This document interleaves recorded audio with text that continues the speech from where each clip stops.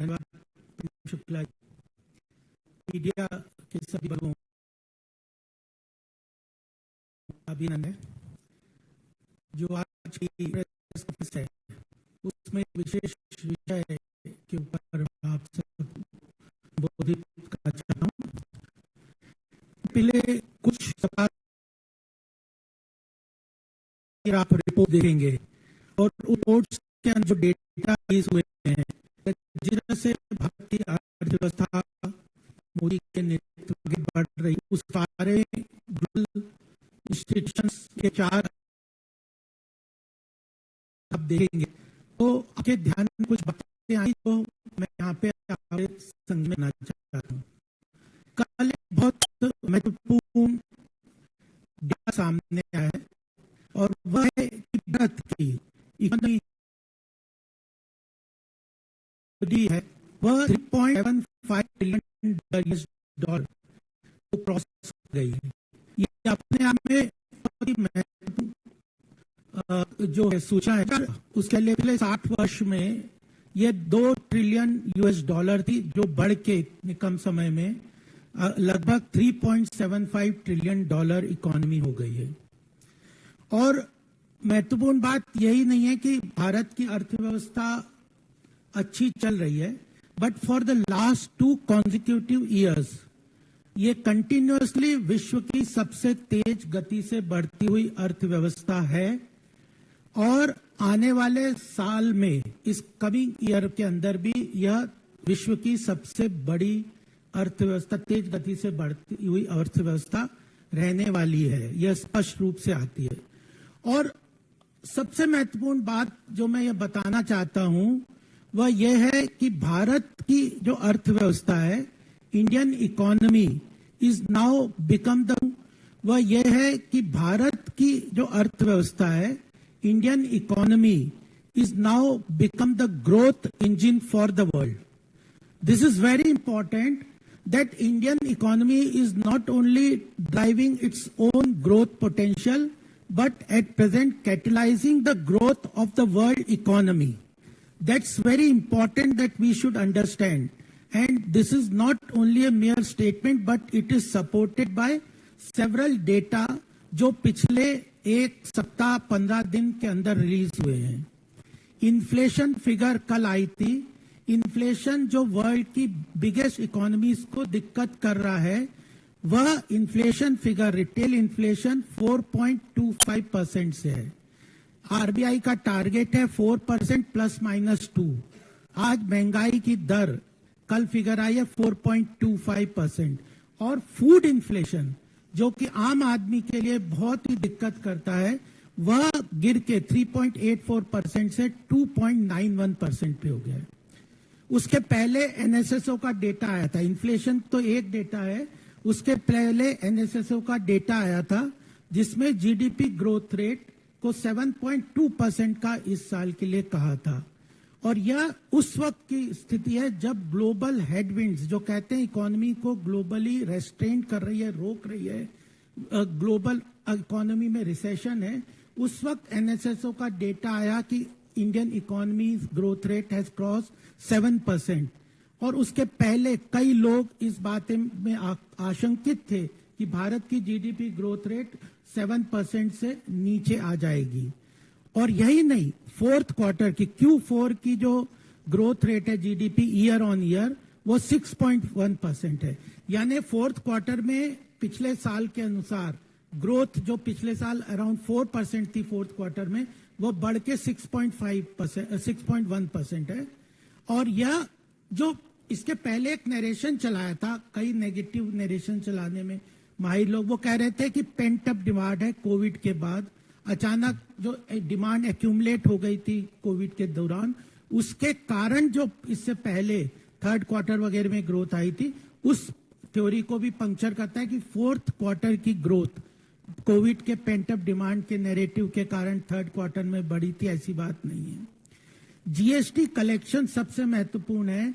वह अप्रैल महीने का जो जीएसटी कलेक्शन है वह 1,87,000 करोड़ है। यह कोविड और उसके पहले के टाइम मात्र 7,000 करोड़ पर मंथ के हिसाब से कम हो गया था। वह बढ़ के 1,87,000 करोड़ हो गया। और यह तब है जब आरबीआई की एक रिपोर्ट आई थी कि जो एवरेज जीएसटी रेट है, एवरेज जीएसटी रेट जो है 11.6% है।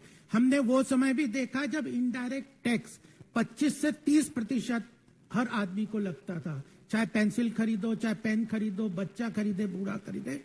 एवरेज इनडायरेक्ट टैक्स का रिजीम हमने देखा है 60 साल में, जो 25% था, वो आरबीआई रिपोर्ट करता है नेट एवरेज रेवेन्यू जो जीएसटी रेट है वो 11.6% है। ये आरबीआई की रिपोर्ट में बता रहा हूं।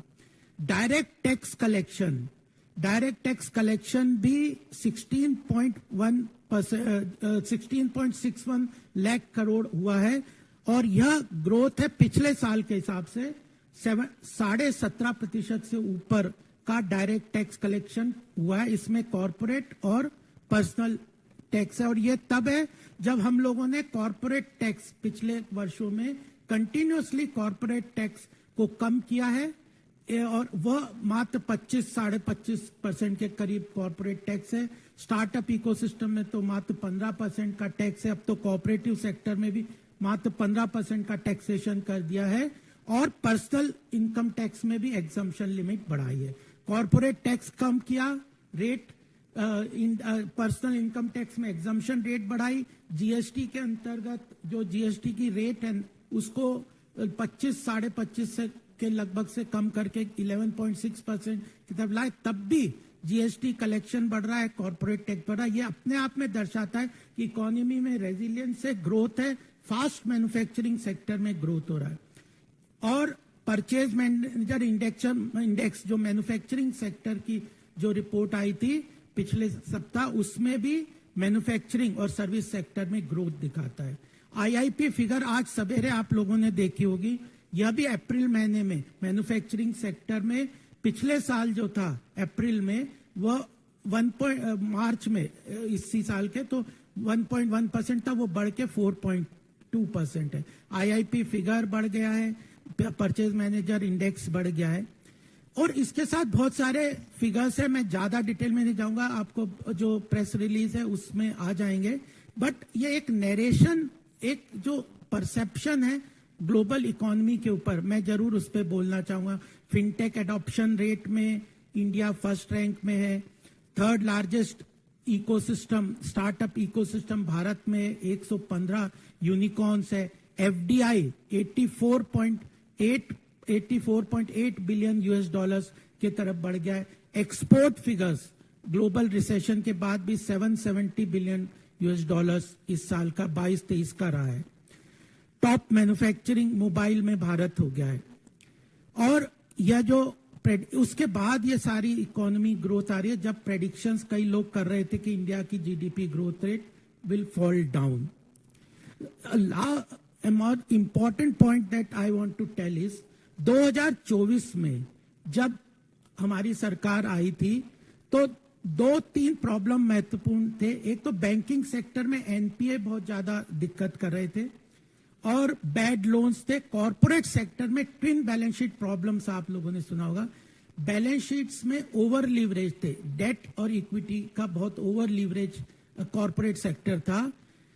इन 8-9 साल में सरकार ने बैंकिंग सेक्टर के रिफॉर्म्स को, चाहे एनपीए के रिजोल्यूशन के प्रोसेस को लेके, आईबीसी को लेके, बैंकों को कैपिटलाइज करके, ये दोनों महत्वपूर्ण कारण जो बैंकिंग सेक्टर को स्ट्रॉन्ग करने का इशू है, कैपिटलाइज करने का इशू है, उनके एनपीए को रिजॉल्व करने का जो काम है, और साथ में कॉर्पोरेट सेक्टर्स की बैलेंस शीट्स को डीलीवरेज किया। अगर कॉर्पोरेट सेक्टर्स की डेट इक्विटी रेशियो बहुत हाई हो गई थी तो उसके कारण वो न्यू इन्वेस्टमेंट नहीं ले सकते। इन दोनों इश्यूज को सरकार ने पॉलिसी रिफॉर्म्स, कंसंट्रेटेड एफर्ट और विजनरी एफर्ट्स के साथ आदरणीय मोदी जी के नेतृत्व में इन दोनों चीजों को आज हम देखते हैं तो हमारे बैंक्स बहुत ही स्ट्रांग है।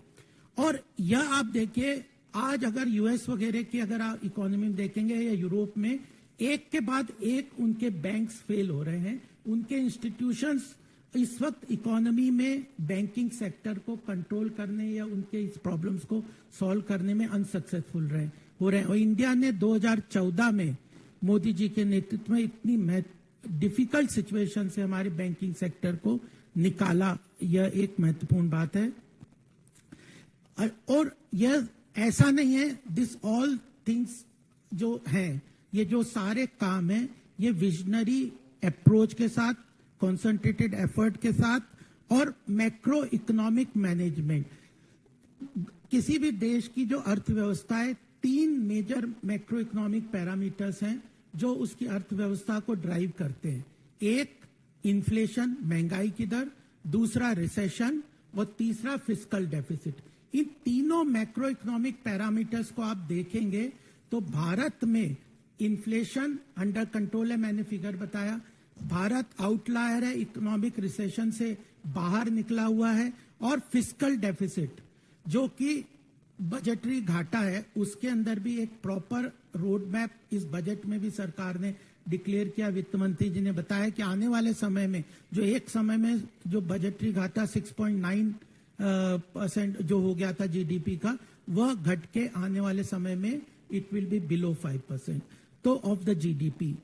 और ये इसको काउंट अगर हम देखेंगे, हमारे जो नेबरिंग 2-3 इकोनॉमी है, पोस्ट कोविड में जिस तरह से उन इकोनॉमी में अगर हम कंपेयर करें इंडिया को, तो Sri Lanka has already defaulted in its sovereign debt. Bangladesh IMF के पास हेल्प के लिए जा रहा है। Pakistan is on the verge of collapse.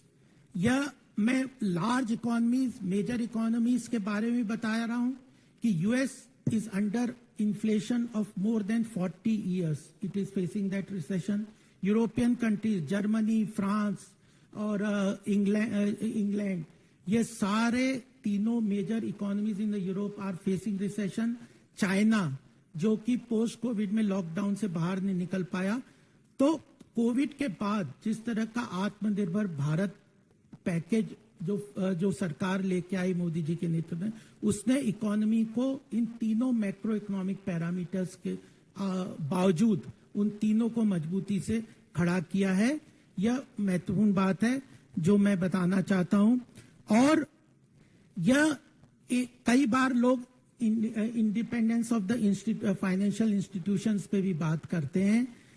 The test of independence, अगर हम आरबीआई और मिनिस्ट्री ऑफ फाइनेंस के सामूहिक कार्य को देखें तो इंडिपेंडेंस ऑफ द इंस्टीट्यूशन इस बात पे नहीं डिपेंड करता कि आप हर बार सरकार की नीतियों या उसके विरोध में खड़े हो जाए, बट सरकार की नीतियों के साथ कोऑपरेटिव तरीके से काम करते। तो आरबीआई, मिनिस्ट्री ऑफ फाइनेंस ने इस पूरे पोस्ट कोविड मेजरमेंट में, चाहे आत्मनिर्भर भारत पैकेज हो या लिक्विडिटी इन्फ्यूजन को बात हो या बैंकिंग सेक्टर को मजबूत करने की बात हो, एनपीए की बात हो, मिलके इस सारी चीजों को एक स्ट्रेंथन करके पोस्ट कोविड इकोनॉमी में हमें हमारी देश की अर्थव्यवस्था को मजबूत किया है।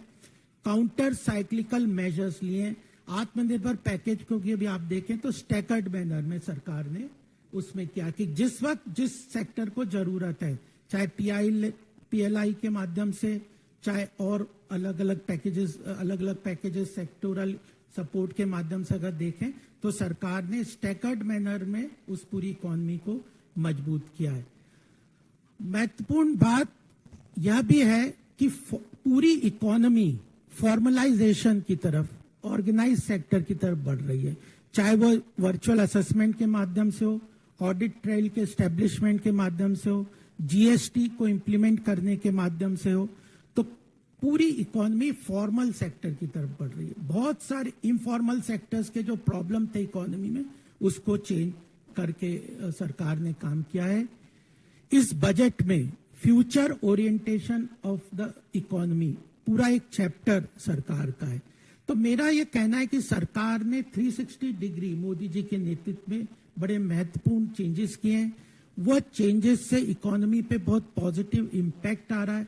उस पॉजिटिव इम्पैक्ट का डेटा पिछले 8-10 दिन 15 दिन से अगर आप देखेंगे तो उसका पॉजिटिव इम्पैक्ट हमें दिखता जा रहा है। और साथ में वो पॉजिटिव, अभी मॉर्गन स्टैनले की एक रिपोर्ट आई है, उसने 10 पॉइंट पे इकोनॉमिक रिफॉर्म्स के बारे में सरकार की बात की और उसके साथ 10-11 पॉइंट में आने वाले समय में उनका क्या पॉजिटिव इंपैक्ट होगा, मैन्युफैक्चरिंग में होगा, एम्प्लॉयमेंट जनरेशन में होगा, उसका पूरा डिटेल रिपोर्ट है। तो केवल मिनिस्ट्री गवर्नमेंट के डेटा ही नहीं है, इंटरनेशनल ऑर्गेनाइजेशंस भी इस बात को एक्सेप्ट कर रही हैं कि यह पूरी तरह से आने वाले समय में उसका पॉजिटिव इंपैक्ट होगा।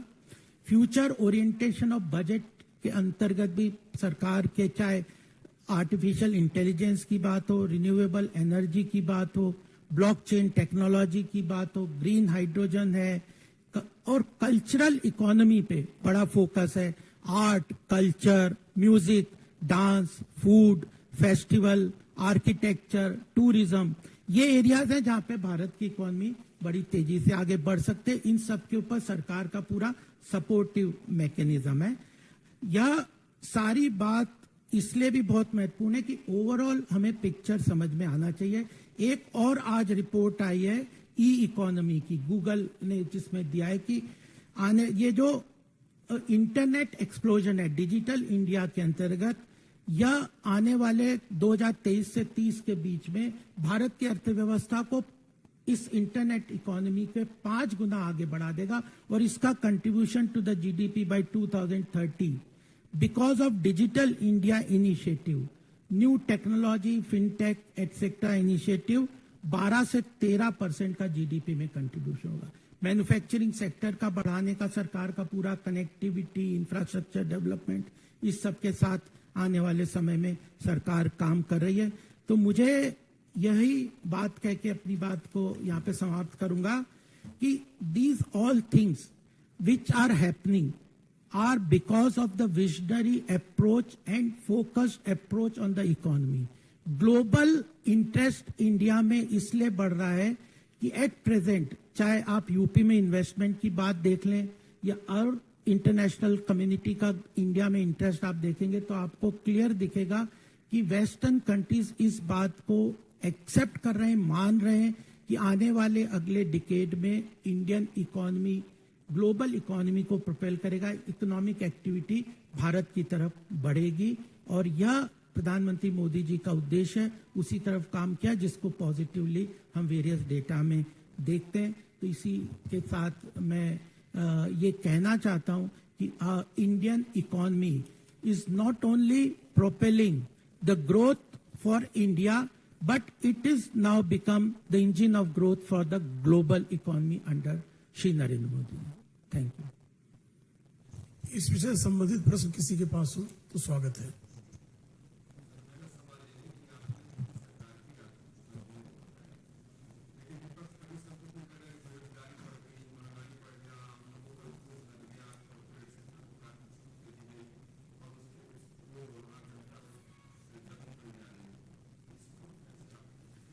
देखिए, वो तो अपोजिशन तो नेगेटिविटी के अपने सोच के अंदर ही सारी बात करी। मैंने तो आपको डेटा दिया, इसका प्रिंट आउट आपको प्रेस रिलीज के अंदर भी मिलेगा। और मैंने ना केवल मिनिस्ट्री ऑफ फाइनेंस की रिपोर्ट की बात की है, एनएसएसओ डेटा बताया, आईआईपी फिगर्स बताई है, परचेज मैनेजर इंडेक्स का बताया, आरबीआई की रिपोर्ट बताई है, मॉर्गन स्टैनले के को कोट करके दिया है, गूगल की रिपोर्ट के बारे में बताया। इतने सारे फैक्ट, इतने सारे इंस्टीट्यूशंस, इतने सारे फिगर्स, इतने सारे पॉजिटिव इंपैक्ट। आज बैंकिंग सेक्टर, कैपिटल मार्केट को आप देख लीजिए कितना तेजी से उसमें एफडीआई का इन्फ्लो, अगर कोई ग्लोबल इकोनॉमी में पैसा कोई लगा रहा है तो सोच समझ के लगा रहा है। आज एफडीआई इतना आ रहा है, इन्वेस्टमेंट इतना आ रहा है। तो these are well established data that I am quoting. Vineet ji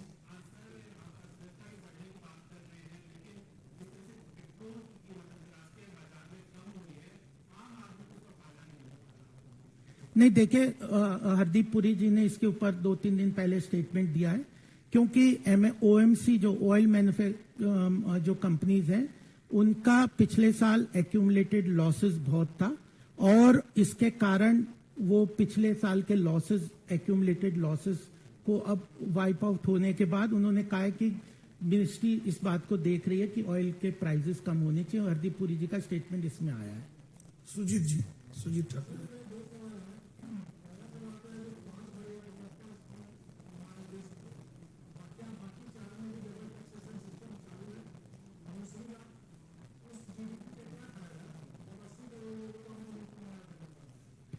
नहीं, देखिए, अगर आप डबल टैक्सेशन वाला इशू तो बायलेटरल होता है। अगर मॉरिशस हमारे यहाँ पे मैन्युफैक्चरिंग कंपनी को अपने यहाँ एग्जाम्पशन देता है तो हम भी देते जो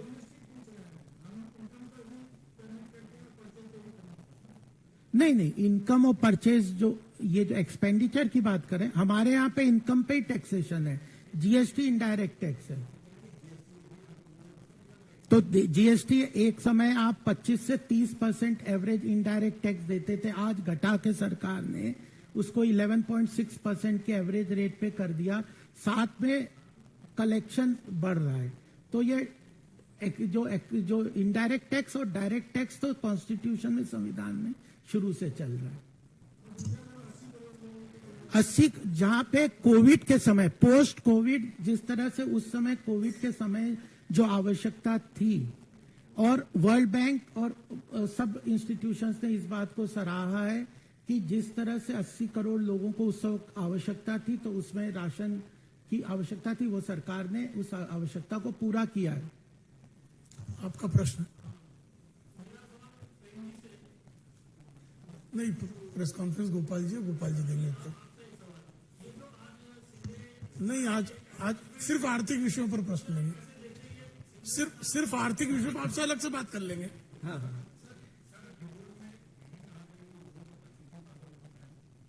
परचेसिंग पावर तो बढ़ ही रहा है।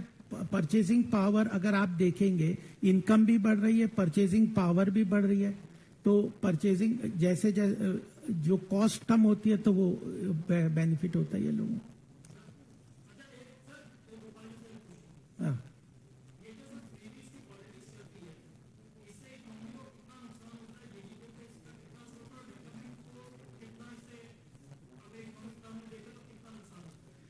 देखिए, फ्रीबीज अपने आप में इकोनॉमिक, किसी भी इकोनॉमिस्ट व्यक्ति से पूछेंगे तो फ्रीबीज दो तरह की हैं। एक तो सोशल वेलफेयर वाली बातें, जो कि आप बजट के अंदर उसका प्रावधान करके आप करते हैं, ट्रांसपेरेंट मैकेनिज्म पे रिसोर्स जनरेशन के साथ करते हैं। एक है कि आप, एक तो पॉलिटिकल फ्रीबीज है कि आपने अनाउंस कर दिया, उसको इंप्लीमेंट ही नहीं कर दिया, जैसे कि कांग्रेस और इसकी पार्टीज करते, कई जगह अनाउंस कर दिए, उसके बाद इंप्लीमेंटेशन के लिए कोई ना रोड मैप है ना इंप्लीमेंट करना है। दूसरा है सोशल वेलफेयर का, जिस तरह से पिछले प्रधानमंत्री मोदी जी ने बताया कि पिछले 9 वर्ष में 29 लाख करोड़ का सरकार ने डायरेक्ट बेनिफिट के माध्यम से, जन कल्याणकारी योजनाओं के माध्यम से जनता को बेनिफिट दिया है, लीकेज प्रूफ, करप्शन फ्री। अगर पहले के फिगर्स आप देखें तो मात्र इसमें से 15% जनता को जाता।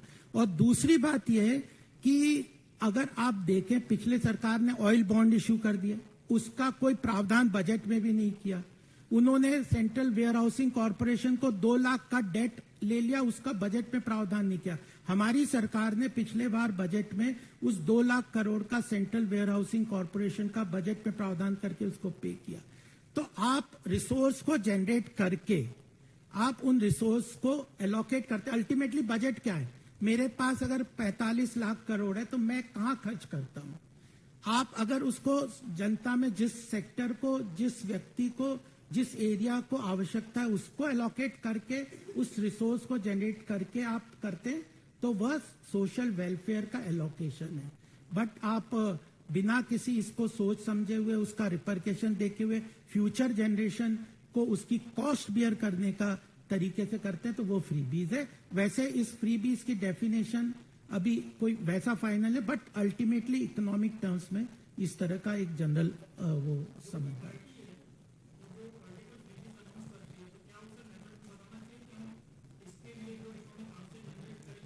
बिल्कुल, अगर पंजाब में आप देखें 3-4 लाख करोड़ का आपके पास डेट है और आप कह रहे हो हम ये फ्री देंगे, वो देंगे, आप डेट को तो देखोगे ना। तो अल्टीमेटली हम फिस्कल डेफिसिट, जब भी मैंने कहा 3 मैक्रो इकोनॉमिक पैरामीटर महत्वपूर्ण है। इन्फ्लेशन को, अगर महंगाई दर को आप कम रखते हैं तो आम जनता का फायदा होता है। तो हम कंटिन्यूअसली, जब 2014 में था इन्फ्लेशन रेट 10%, डबल डिजिट में था, आज 4.25% है। फूड इन्फ्लेशन 2.9% है। तो इन्फ्लेशन को कम रखा। दूसरा, इकोनॉमी में अगर ग्रोथ होती है तो भी अर्थव्यवस्था को मजबूती मिलती है, लोगों को मिलती है। थर्ड है कि आप फिस्कल डेफिसिट बजटरी घाटे को भी कंट्रोल रखते हैं। ये तीनों मैक्रो इकोनॉमिक पैरामीटर को एक साथ मिला के आप चलते हैं तो अर्थव्यवस्था अच्छी बढ़ती है। हाँ।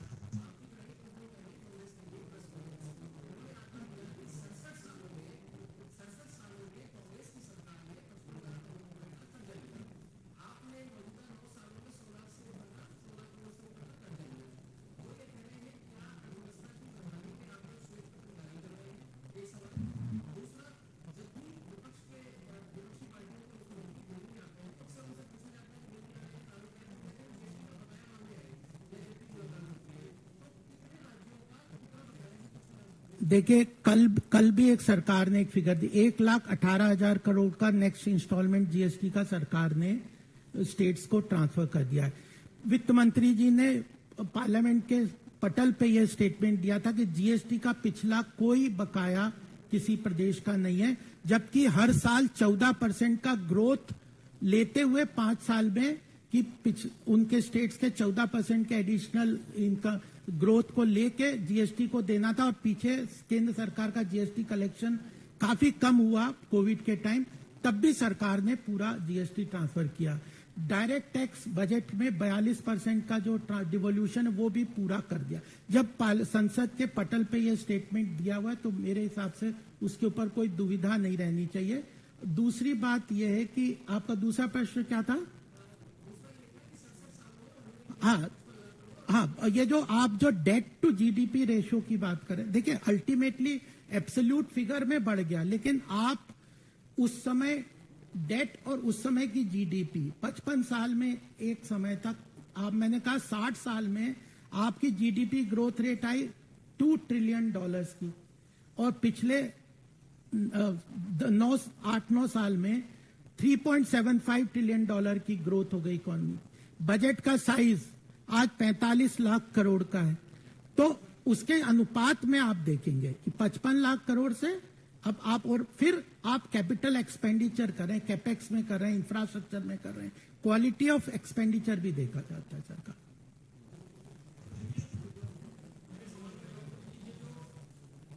प्रेस जो है आदरणीय गोपाल जी, मैं आपसे अलग से बात कर लूंगा। भाइयों बहुत बहुत धन्यवाद।